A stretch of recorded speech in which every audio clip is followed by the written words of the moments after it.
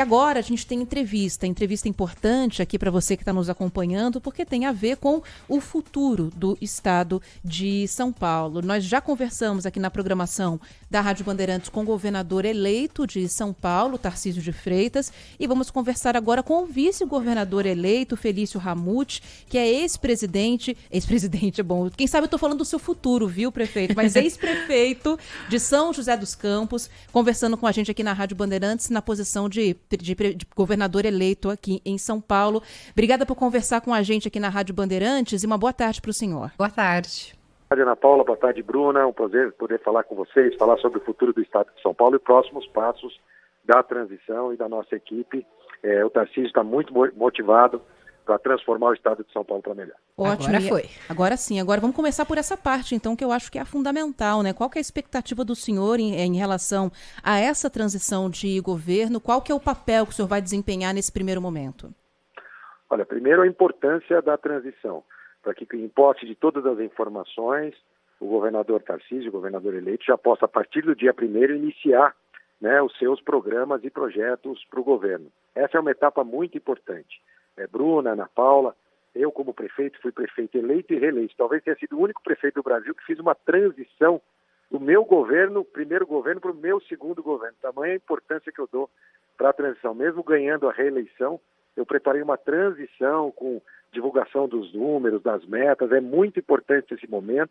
E o governador Rodrigo Garcia se mostrou disposto a passar todas as informações necessárias. O PENIDO foi quem foi designado. Por parte do Tarcísio, quem comandará e coordenará é o AFIF, a equipe de transição, e eu estarei junto com a equipe para que a gente possa apurar o maior número possível de informações para iniciar o dia 1º de janeiro já com a gestão Tarcísio, implementando as suas políticas públicas, os nossos compromissos feitos durante a campanha.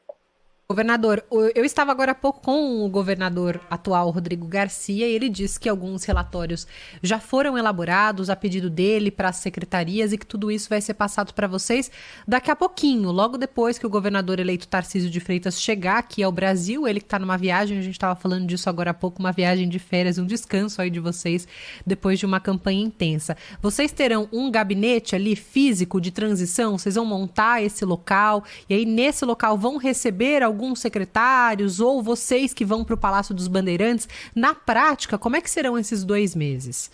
Segunda-feira, nosso coordenador AFIF faz uma primeira reunião interna com o grupo que participará da transição. Ainda não é uma reunião de contato com o Bandeirantes. Ali nós vamos definir todos os pontos, né? Provavelmente nós iremos ao Bandeirantes, mas teremos um local onde a equipe se reunirá. Buscar essas informações em loco é muito importante. Naturalmente, o que acontece, Ana Paula, é que ao longo da transição, os secretários vão sendo nomeados e passam a fazer diretamente as transições com as pastas. Então, a transição, primeiro, tem um olhar geral, né, sobre o orçamento do Estado, sobre os compromissos do Estado, e, num segundo momento, o olhar específico de cada pasta.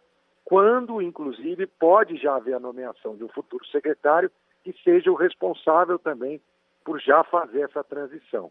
Isso nós vamos definir na volta também do governador, né, e quando ele passar a anunciar os nomes que ele terá à frente de cada pasta. Então a transição tem um primeiro momento, como eu disse, geral, e num segundo momento específico, pasta por pasta.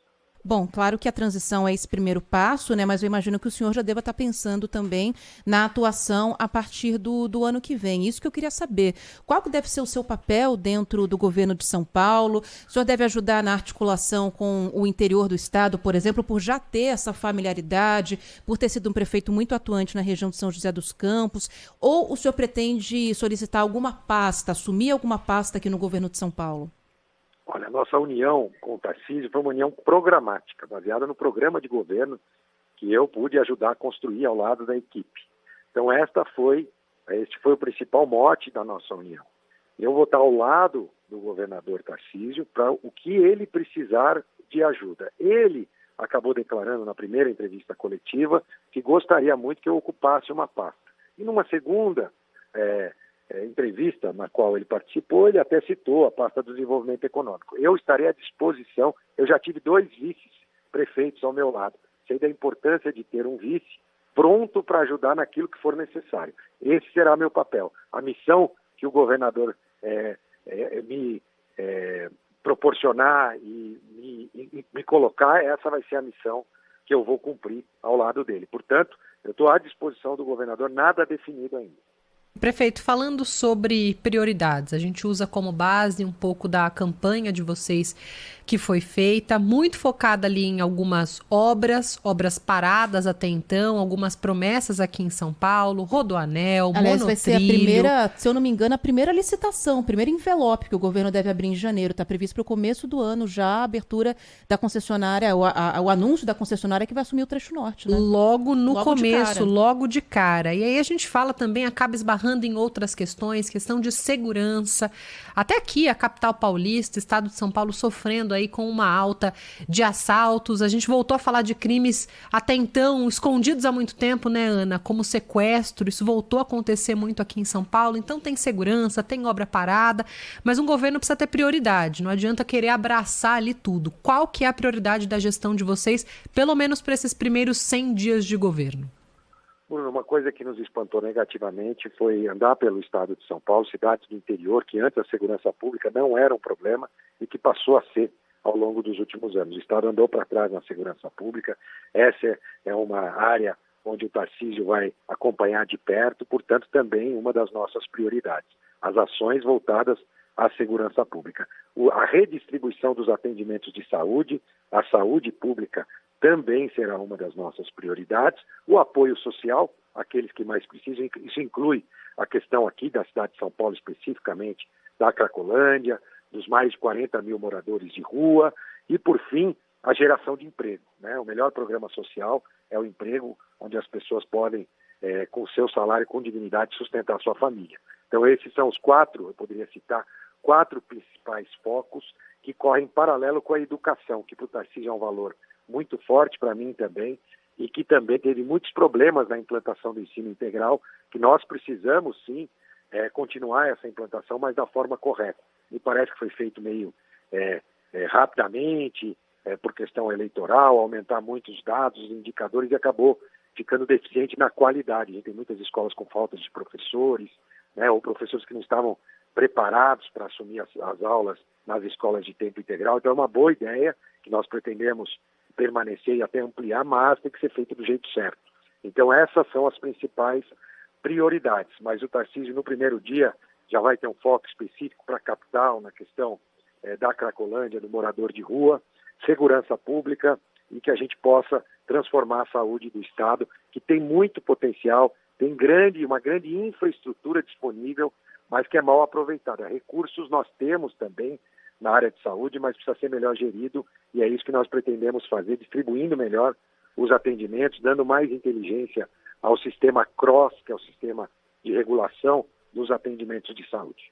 E aí, por falar em centro de São Paulo, em revitalização, o governador eleito Tarcísio de Freitas disse que uma das ideias era trocar o Palácio dos Bandeirantes, a sede do governo, para o centro de São Paulo, exatamente para ficar um pouco mais perto do centro, ajudar essa revitalização e ficar de cara a cara com os problemas. Isso é possível? O Palácio dos Bandeirantes muda de endereço, prefeito? Olha, o Campos Elíseos, sim, é um projeto que vai se iniciar e vai transcorrer ao longo da gestão.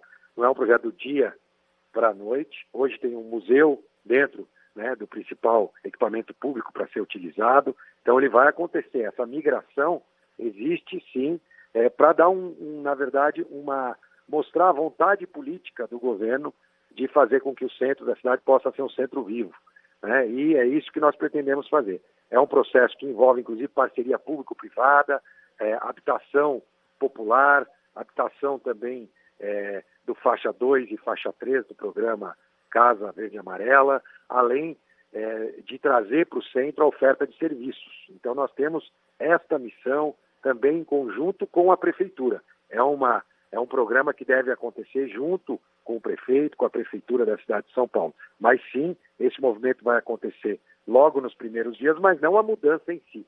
Ela precisa ainda de uma adequação de infraestrutura para que possa, de fato, acontecer. Nós vamos trabalhar desde o primeiro dia para poder fazer com que este compromisso do Tarcísio seja executado.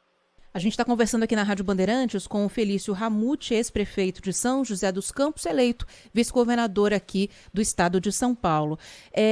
Vamos falar um pouquinho sobre essa questão também de conversas políticas, de como que deve ficar essa relação do governo de São Paulo com o governo federal, né? Havia aí a gente viu que as eleições foram muito disputadas. Em São Paulo, vocês vão ter que lidar com um governo federal que é do PT, e ao longo desses últimos meses, né, de propaganda política, a gente viu que o tom subiu bastante, mas que daqui para frente o ideal é que a gente tenha conversas, que a gente tenha negociação, que haja articulação.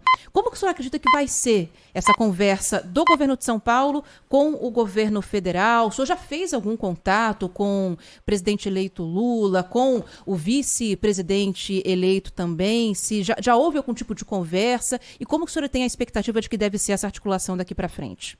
Olha, primeiro, a importância do diálogo. O Tarcísio tem uma característica, eu conheci quando ministro e eu prefeito, e ainda que na época de partidos de oposição, ele sempre tratou republicanamente o atendimento a todas as cidades do país e também do estado de São Paulo. Por ter essa característica, ao longo da campanha, e agora no segundo turno contra o Haddad, ainda que com a situação de campanha, onde se colocou pontos negativos de um lado e de outro, eles mantiveram uma relação amistosa do ponto de vista da pessoa física, do Haddad e do Tarcísio. E logo após perder a eleição, o Haddad ligou para o Tarcísio, se colocando à disposição para ajudar no diálogo. Provavelmente o Haddad terá uma participação importante no ministério, enfim, no governo Lula. Esta é uma frente. A segunda frente é a minha relação pessoal com o vice-presidente Geraldo Alckmin, que me ligou anteontem, nós conversamos, nos parabenizamos um ao outro, e ele se colocou à disposição, e eu disse da importância que ele terá para estreitar esse diálogo entre o Estado de São Paulo e o governo federal. Ele se colocou prontamente à disposição.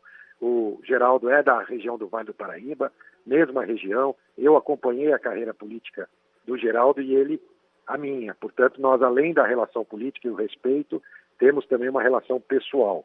E, por fim, o nosso presidente do PSD, Gilberto Kassab, né, que já tem contatos com o Lula, com o governo Lula, com a possibilidade, inclusive, de apoiar o governo Lula e, com certeza, colocará dentro deste apoio a questão de São Paulo. O fato é que São Paulo precisa continuar contribuindo para o Brasil e o Brasil precisa continuar contribuindo para São Paulo. E é isso que vai acontecer. Como você pode ver, nós já temos várias frentes de comunicação para que a gente possa implementar as nossas políticas públicas. Agora, uma coisa é importante deixar claro, vai ser uma grande oportunidade que o país e São Paulo vai ter para comparar as gestões, né?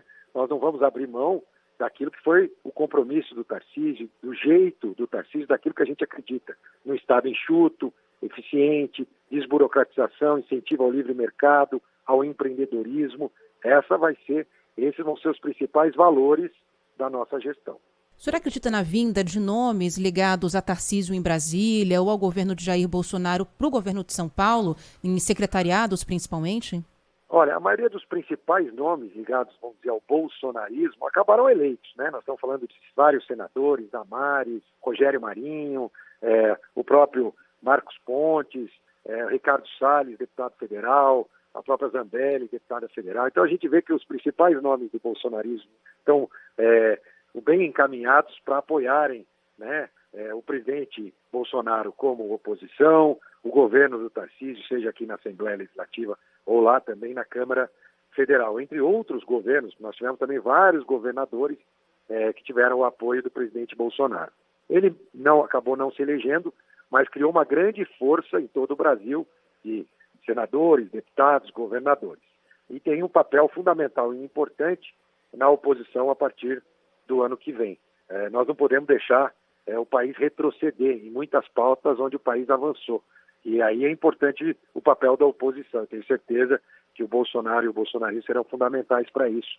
Qualquer tipo de mudança na reforma trabalhista, ou a volta da obrigatoriedade do imposto sindical, ou qualquer ataque à liberdade de imprensa, nós temos que estar prontos para se mobilizar contra retrocessos para o país. Mas, claro, de forma ordeira, democrática, que isso faz parte do exercício da democracia.